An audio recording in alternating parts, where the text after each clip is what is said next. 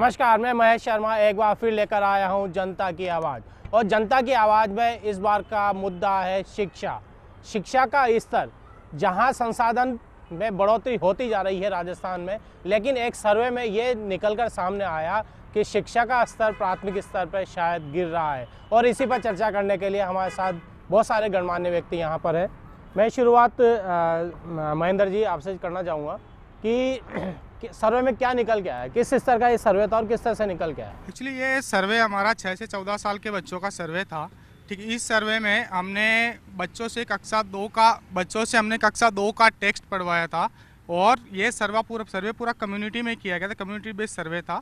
तो हमने गांव-गांव में घर घर में जाकर के बच्चों की जांच की, बहुत सारी संस्थाओं के साथ मिल करके।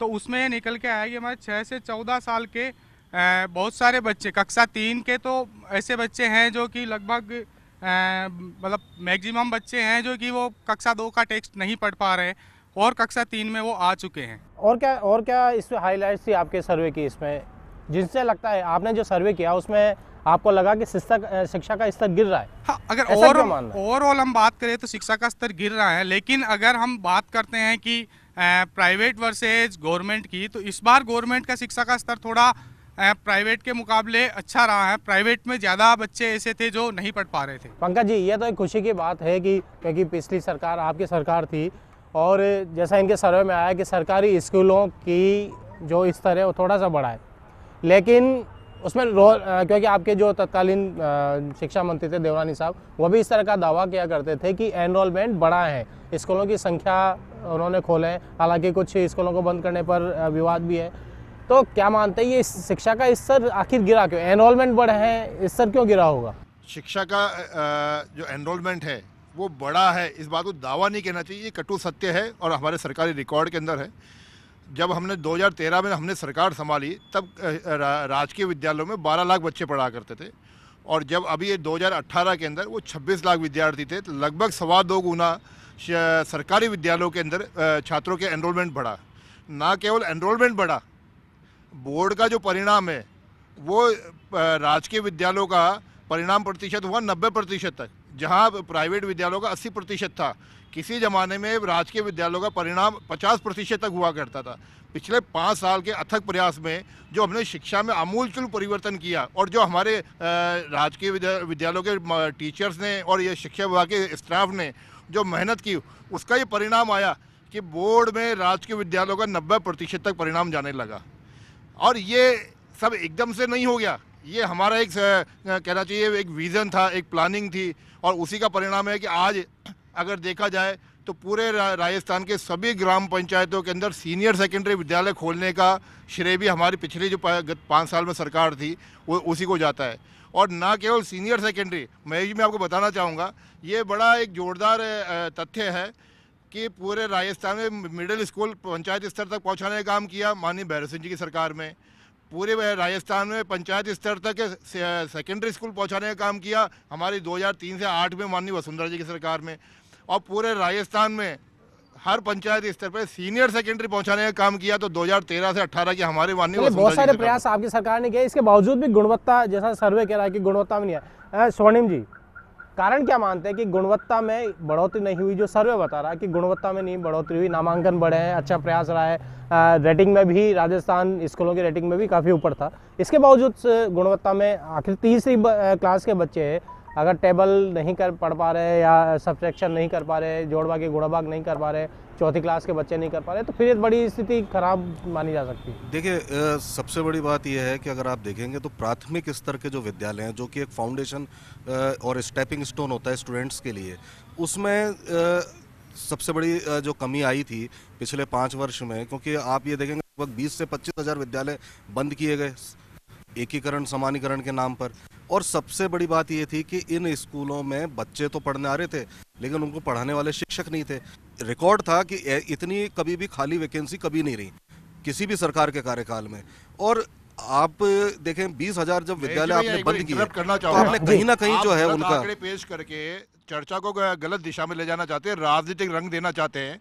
मैं इसके तथ्य देता हूं, जब 2013 में हमने सरकार संभाली तब शिक्षकों का जो प्रतिशत था वो केवल 45% बता सकेंगे? और जब अभी हमने 20 से 25,000 साल के स्कूल अंदर आपने 1 लाख वैकेंसियों को फिलअप किया है, और आज शिक्षकों की जो वहाँ पे उपलब्धता है वो 90% से ज्यादा। चलिए आप दोनों से छोड़ के मैं जिला महामंत्री हैं प्राथमिक शिक्षक संघ के सुरेंद्र जी, इन्हीं से वास्तविकता पूछ लेते हैं। सुरेंद्र जी, वास्तविकता क्या है? जो गुणवत्ता, क्योंकि आप शिक्षक हैं, शिक्षकों का प्रतिनिधित्व भी करते हैं, ये गुणवत्ता गिरी जैसा सर्वे कह रहा है, कारण क्या रहे होंगे? क्या एकल अध्यापक वाले स्कूलों की गुणवत्ता के ऊपर यह होगा? अभी ये साल पूरे साल चुनाव चला, चुनाव के अंदर एक बीएलओ स्कूल से, कई स्कूलों से तो 20-20, 25-25 बीएलओ लगा के रखे हैं। जो भी अगर जनगणना करनी है, खाना खिलाना है, बच्चों को दूध पिलाना है, उस काम में 1-2 पीरियड तो शिक्षक के वजह से लग जाते हैं। उसकी सफाई करवाना है, उसके बाद में चीज़ आती है अपनी कि जो मैन पावर की होती है, जितने शिक्षक होने चाहिए वास्तव में उतने शिक्षक स्कूलों के अंदर नहीं मिलते हैं, हर जगह वैकेंसीज खाली रखी है। तीसरा कारण आता है कि एक अपन जो भी मेल देते हैं इनको, डाक इन्होंने चला दी, भाई ठीक है साला दर्पण है, साला दर्पण के ऊपर सारी चीज़ें सूचनाएं अवेलेबल हैं, लेकिन उसको भेजने के लिए फिर हार्ड कॉपी भी उसको लेके आदमी लेके आ रहा है ना। कंप्यूटर शिक्षा के चक्कर में अगर अपन को अपलोड करना है, उसके लिए प्रॉपर कंप्यूटर का एक शिक्षक होना चाहिए जो क्लास भी ले सके, लेकिन वो कंप्यूटर का शिक्षक न होकर वो भी कार्य शिक्षक को ही करना पड़ता है। अच्छा, एक चीज़ बताइए, चलिए गैर शिक्षक कार्य आप कह रहे हैं कि वो जिम्मेदार हैं, क्या उनके अलावा शिक्षकों ने अपनी जिम्मेदारी से काम किया है या करते हैं?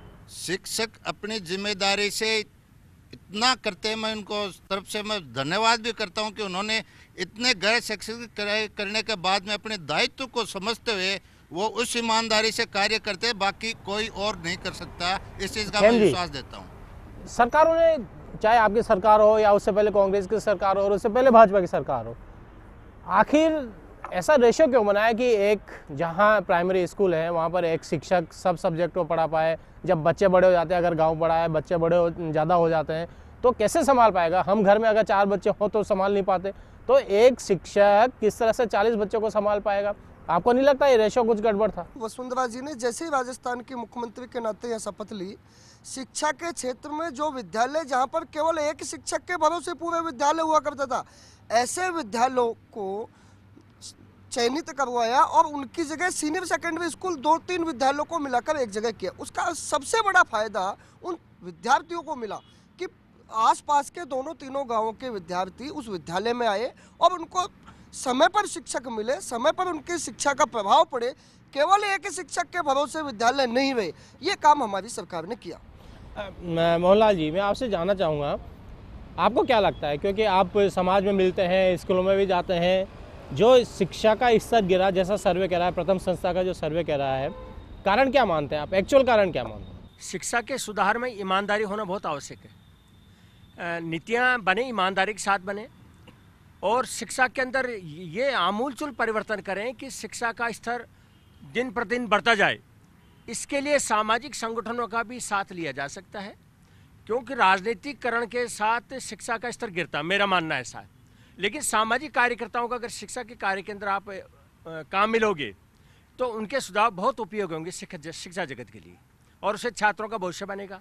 एक इसमें सबसे बड़ा परिवर्तन मैं ये चाहता हूँ, शिक्षा जो रोजगार परक होनी चाहिए।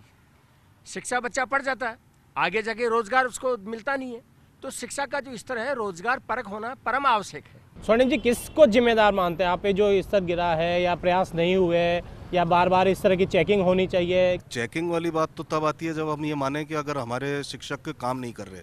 ये यहाँ पे स्थिति वो नहीं है। स्थिति ये है कि एक शिक्षक के पास जो काम है वो अत्यधिक है।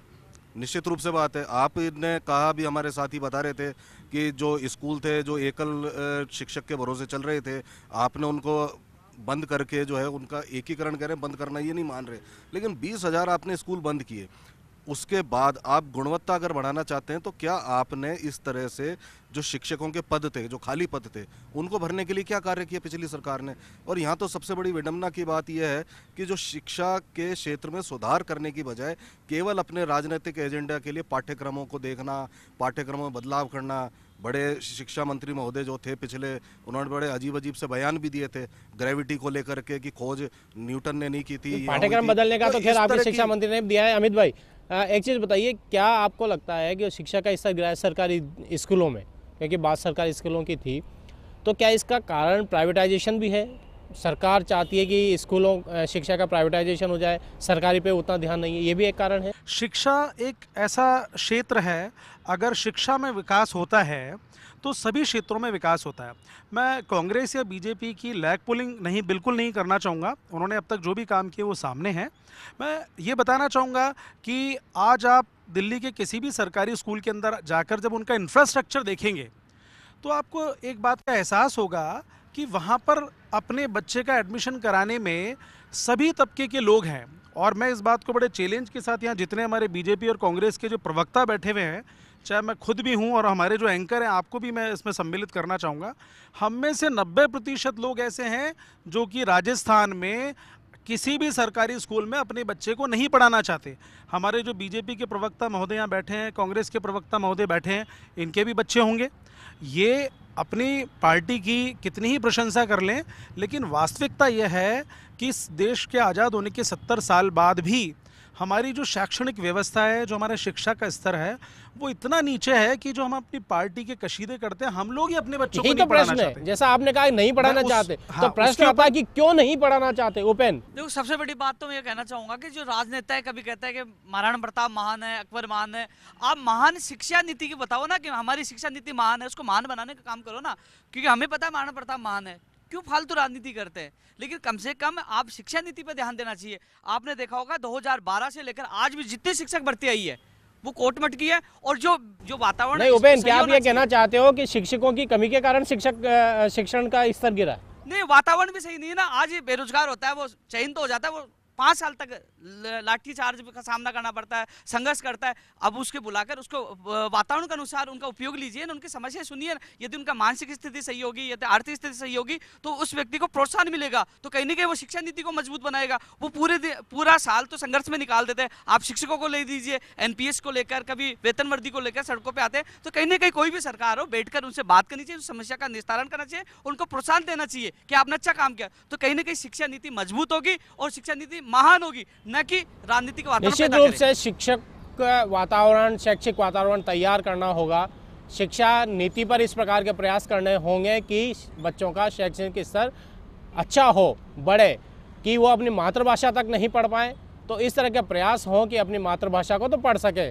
इस पर और चर्चा होगी इस ब्रेक के बाद।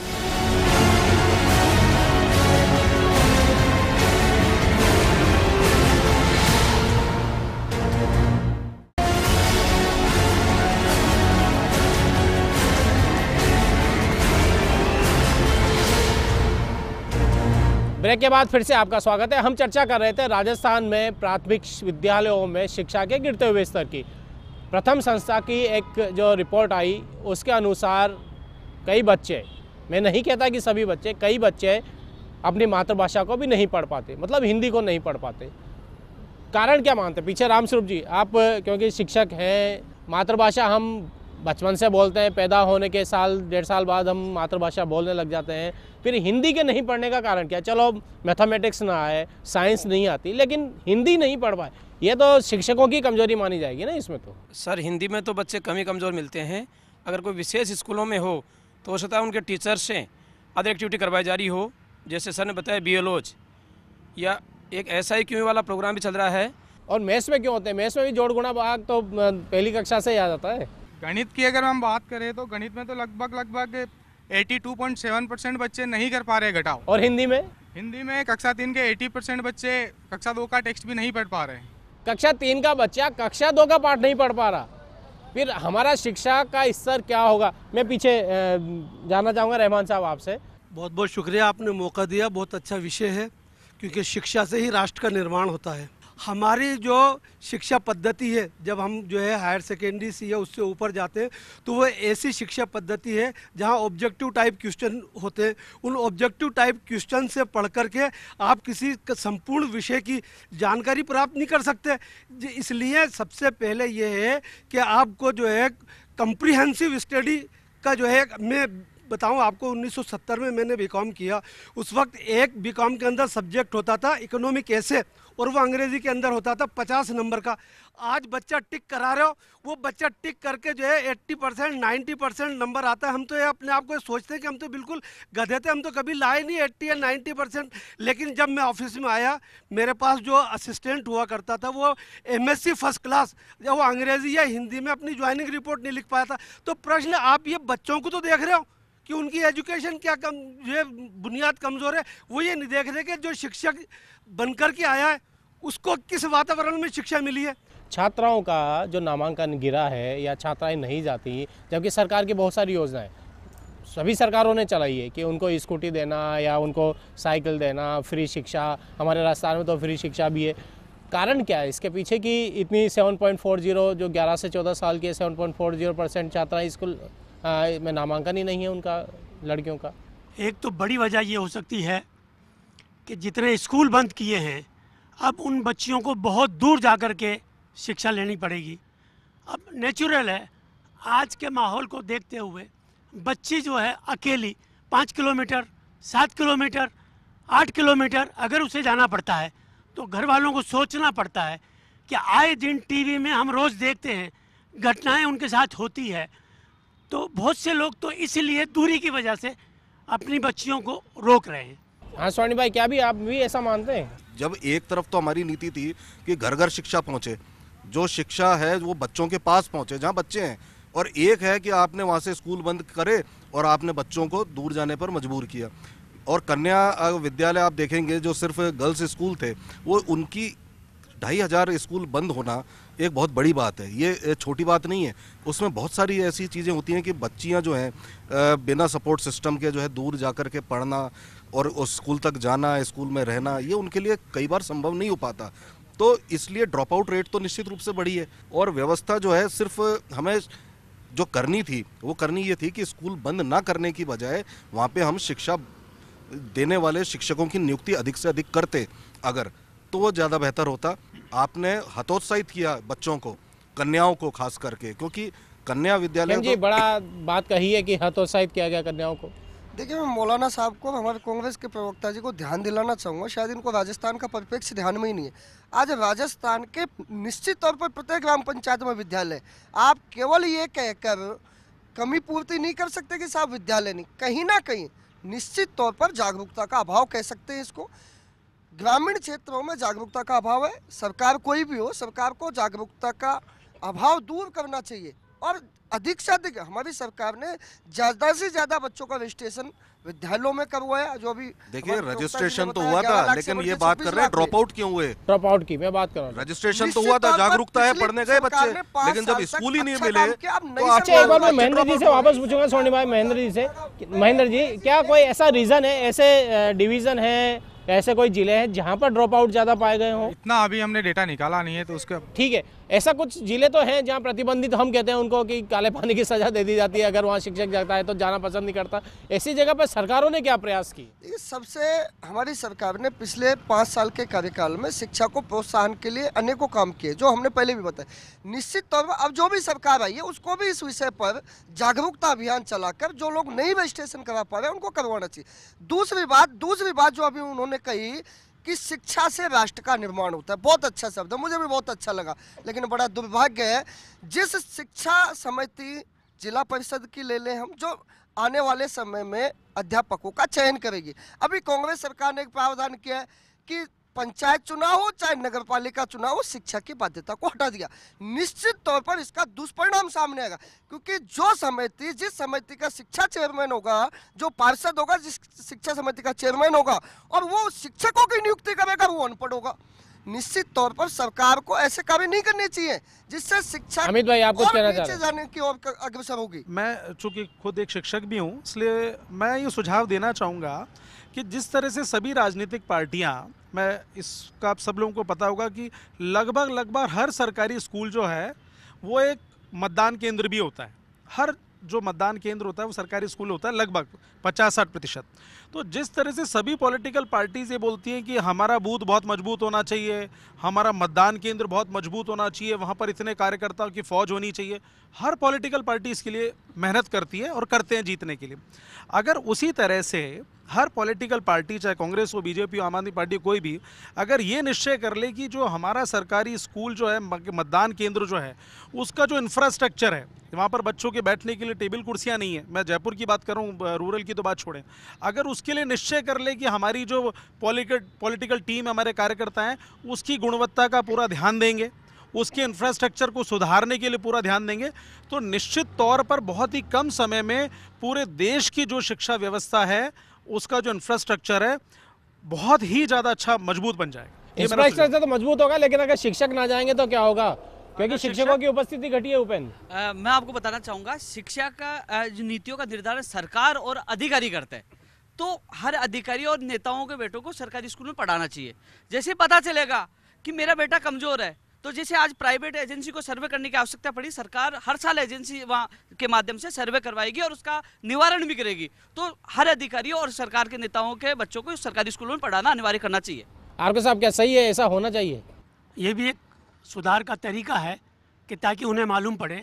वैसे इस मामले में मेरा ये मानना है कि टोटली चाहे सरकार किसी की भी हो, वो फेल है शिक्षा के मामले में। ये भगवान भरोसे है, जितना पढ़ लेते हैं राम भरोसे है। तो ये तो मुझे ऐसा लगता है कि सरकार इस तरफ ध्यान ही नहीं देती। पिछली सरकार राम भरोसे, ये सरकार अब गाय भरोसे। अगर सरकार इस तरफ ध्यान दे तो हमारा मुल्क बहुत आगे होगा।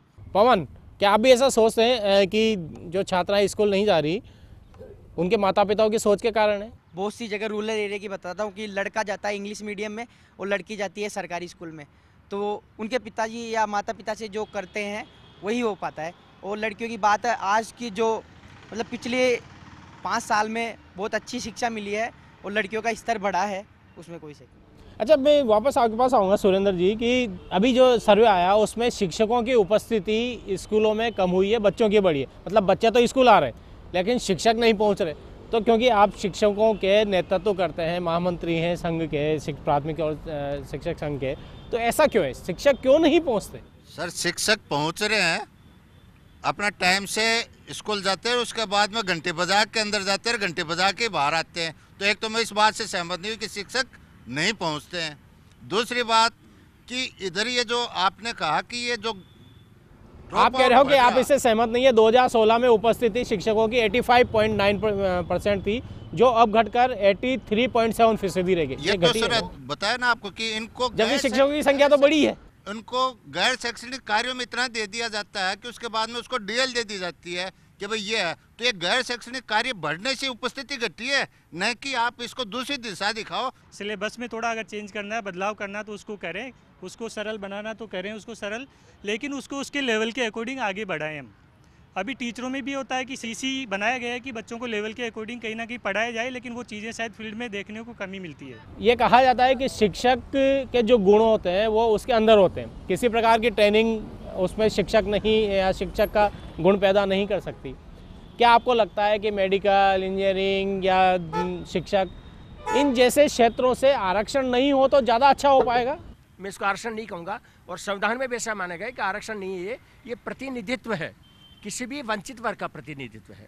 तो इसको नहीं, मेरा कहने का अर्थ यह था कि क्या शिक्षक, डॉक्टर, इंजीनियर, यहाँ पर शैक्षिक या बौद्धिक स्तर, शिक्षा भी नहीं बौद्धिक स्तर ज़्यादा महत्वपूर्ण होना चाहिए बजाय इसके कि गुणवत्ता का बिल्कुल ख्याल रखना जाना चाहिए, लेकिन उसके लिए एक शिक्षा में सुधार करना बहुत आवश्यक है। सीताराम जी, कैसे सुधारें इस शिक्षा का स्तर? रूरल एरिया में जो शिक्षक वगैरह लगाए जाते हैं तो वहाँ वो समय पर नहीं पहुँच पाते हैं। उसका कारण ये है कि मॉनिटरिंग नहीं होती। जो जनप्रतिनिधि वगैरह उनको भी सम्मिलित किया जाना चाहिए कि प्रॉपर टीचर स्कूल में आ नहीं रहा। आप जनप्रतिनिधियों की बात कर रहे हैं, जनप्रतिनिधि हमारे हिंदी नहीं पढ़ पाते हैं, उनको सभी जब शपथ लेते हैं तो बोल के दिलानी पड़ती है। आप इस स्तर को क्या, यही स्तर तो दिख रहा है ना शिक्षा का। इस टाइम में जो शिक्षा के मूल्यांकन में काफ़ी निर्दोषियाँ पाई जाती है और पाठ्यक्रम में बिल्कुल दोष भी नहीं है। सरकारी स्कूल काफ़ी चेक करने में बहुत लापरवाही, प्रॉपर चेकिंग नहीं है। केम जी, लास्ट में आप सब लोगों से सुझाव चाहूँगा कैसे बेहतर की जाए शिक्षा का स्तर राजस्थान में। 2013 में वसुंधरा जी की सरकार आने के बाद उन्होंने कानून पास किया कि पढ़ा लिखा हमारा पार्षद मेयर पढ़ा लिखा हो, लेकिन राजस्थान का दुर्भाग्य जैसे ही कांग्रेस की सरकार आई, कांग्रेस ने कहा कि नहीं, पढ़े लिखे की आवश्यकता ही नहीं है। देखिए, निश्चित तौर पर राजस्थान का दुर्भाग्य है कि ऐसी देखिए ये जो बात कह रहे हैं, सबसे पहले इनको ये ज्ञान होना चाहिए कि आपकी केंद्रीय सरकार जब बनी थी तो आपके केंद्रीय शिक्षा मंत्री की जो शिक्षा थी उसकी डिग्री आज तक ये बता नहीं पाए कि वो ग्रेजुएट भी है कि नहीं है। जब 20,000 स्कूल बंद किए थे तो क्या किसी जनप्रतिनिधि से पूछा था, क्या सलाह ली थी कि आपके क्षेत्र में ये स्कूल बंद होने वाले हैं, क्या आप इसके लिए सहमत हैं? सामान्यकरण और बंद होने में फर्क होता है। मेरे ख्याल से कांग्रेस का शिक्षा से कोई वास्ता नहीं है। शिक्षा के स्तर के बारे में आप कुछ कहना चाहें, सुझाव कि किस तरह से अच्छा किया जाए शिक्षा के स्तर? इसमें तर्क वितर्क नहीं करना चाहिए शिक्षा में, जैसे कि एक दूसरी पार्टी आपस में खींचती है। जैसे कि अभी भाई साहब कह रहे थे कि कांग्रेस सरकार आते ही जो कि ग्राम पंचायतों में सरपंची के लिए 5वीं हटा दी, वो हटा दी। तो इसमें तो MP MLA भी पढ़े लिखे नहीं है, तो उस चीज़ से लिंक नहीं करना चाहिए। शिक्षा के जो बारे में इन्होंने जो आदेश निकाला, कोई भी अनपढ़ भी कुछ बन सकता है जनप्रतिनिधि, इससे गलत मैसेज आएगा सर। लोग फिर जब अनपढ़ ही जाएंगे फिर घोटाले होंगे। अमित भाई, क्या सुझाव है आपका? बच्चों के अंदर एक स्पेसिफिक लर्निंग डिफिकल्टीज होती हैं जिनको SLD बोला जाता है, जिनकी टर्मिनोलॉजी ADHD, डिसलेक्सिया, डिस्कैल्कुलिया, इस तरह की डिफिकल्टीज होती हैं बच्चों में। तो सरकारी विद्यालयों में अच्छे काउंसलर प्राइमरी लेवल पे ना होने की वजह से वो भी एक बड़ा कारण होता है, जिसकी वजह से जो पेरेंट्स हैं वो बच्चों को स्कूल से निकलवा लेते हैं कि ये बच्चा तो पढ़ ही नहीं पा रहा है, जबकि उसकी स्पेसिफिक लर्निंग डिफिकल्टी होती है जिसका पूरा एक सॉल्यूशन होता है, उसकी पूरी रेमेडी होती है। तो इस और सरकार को ध्यान देके अच्छे काउंसलर्स और स्पेशल एजुकेटर जरूर से रिक्रूट करने चाहिए सरकारी। सरकार को इसे चैलेंज के रूप में लेना चाहिए। अगर जो चैलेंज के रूप में ले ले कि हमें शिक्षा का स्तर ठीक करना है और हमें शिक्षा के अंदर जो जो ज़रूरतें हैं वो पूरी करनी है। महेंद्र जी, आज जब आपने सर्वे किया था तो कुछ सुझाव भी आए होंगे कि किस तरह से इसको अच्छा किया जाए इस स्तर को। मैं ये सजेस्ट करना चाहूँगा कि जैसे अगर बच्चे को हिंदी पढ़ना नहीं आ रहा या मैथ में वो नंबर रिकॉग्निशन नहीं कर पा रहा है या वो सब्ट्रैक्शन या डिवीज़न नहीं कर पा रहा है, तो हम उसे अंग्रेजी वगैरह दूसरे सब्जेक्ट कहाँ तक पढ़ा पाएंगे? या तो हम वाचन कर रहे हैं, वो सुन रहे हैं। ठीक है, मैं सजेस्ट करूँगा कि हमें इसके ऊपर फोकस होना चाहिए कि उसका बेस जो है वो बेस मजबूत हो कि अगर बच्चा जानता है, हम हिंदी पढ़ते हैं तो इंग्लिश पढ़ते हैं, उसका भी हिंदी ट्रांसलेट करके मतलब कहना चाहते हैं कि जो प्राइमरी स्कूल की जो शिक्षा नीति है उसके ऊपर कुछ काम किया जाना चाहिए, रिवर्क होना चाहिए। निश्चित रूप से प्राथमिक विद्यालयों के बच्चों का शैक्षिक स्तर अच्छा करने के लिए हमारी शिक्षा नीति में कुछ काम होना चाहिए, उसके ऊपर पुनः विचार होना चाहिए। प्राथमिक शिक्षा से जुड़े हुए शिक्षाविद उसमें हो, साथ ही बच्चों के पेरेंट्स जो उनको संभालते हैं या वो शिक्षक जो प्राथमिक विद्यालय में काफ़ी समय से पढ़ाते हुए शिक्षाओं जो बच्चों की जो मानसिक स्थिति है उनको समझते हैं, उनके लेवल को समझते हैं, उनसे भी सलाह ली जानी चाहिए। तभी हमारे राजस्थान में शिक्षा का स्तर ऊंचा उठ पाएगा। फिर किसी मुद्दे पे अगली बार मुलाकात होगी, तब तक के लिए नमस्कार।